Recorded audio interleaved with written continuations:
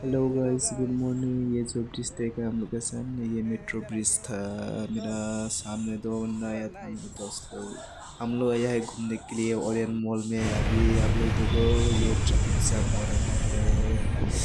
कैसे लगा? अच्छा लगा तो लाइक कमेंट सब्सक्राइब करो दोस्त लोग।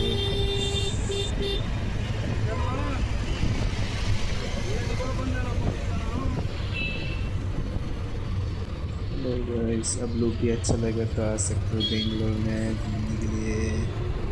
कैसे लगा? देखो, बहुत गाड़ी है, ट्रैफिक भी बहुत जाम होता है।